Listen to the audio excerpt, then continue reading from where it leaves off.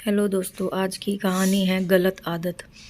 एक बार अकबर गहन सोच में थे। ऐसा लग रहा था परेशान है। तब एक दरबारी ने उनसे उनकी परेशानी का कारण पूछा। तब अकबर ने बताया उनके बेटे सलीम को अंगूठा चूसने की एक गंभीर गलत आदत पड़ गई है। जैसे जैसे वे बड़े होते जा रहे हैं, इस आदत की वजह से हम सभी परेशान हैं, लेकिन शहजादे जिद्दी हैं और किसी की नहीं सुनते। तब उस दरबारी ने अकबर को एक संत के विषय में बताया। उसने कहा कि एक संत हैं, कहते हैं कि उनसे जो एक बार बात कर लेता है, वो उनकी हर बात सुनता है और अपनी सारी बुरी आदत त्याग देता है। उसकी बातें सुन अकबर को अपनी परेशानी का हल उस संत में दिखाई दिया और अकबर ने उस संत को दरबार में लाने का आदेश दे दिया। कुछ समय बाद संत का दरबार में बुलाया गया।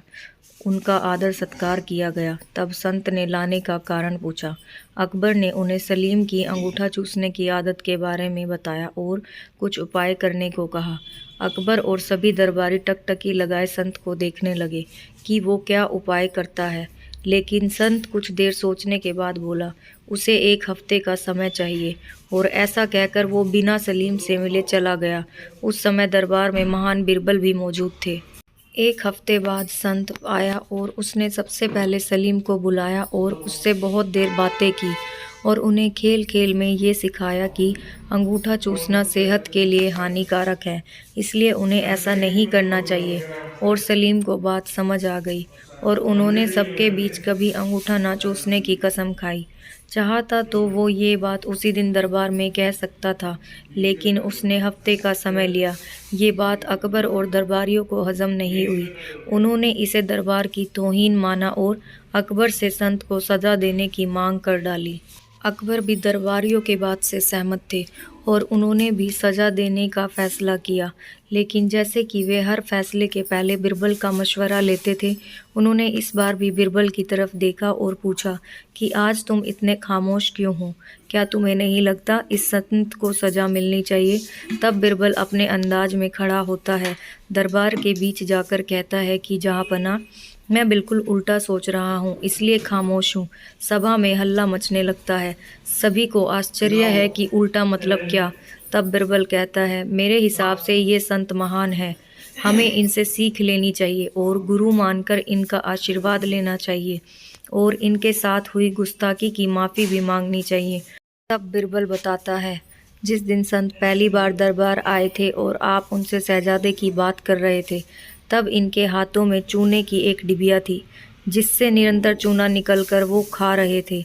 लेकिन आज उनके हाथ में कोई डिबिया नहीं है, क्योंकि जब आप उनसे शहजादे की गलत आदत की बात कर रहे थे, तभी उन्हें अपनी गलत आदत का एहसास हुआ और उन्होंने एक हफ्ते का समय खुद को सुधारने के लिए मांगा और अपने आप को सुधार कर उन्होंने आज सलीम को ज्ञान दिया। ऐसे लोग बहुत कम होते हैं जो पहले खुद की कमी को देखें और उसे सुधारें। इसलिए मेरे हिसाब से ये एक महान संत हैं।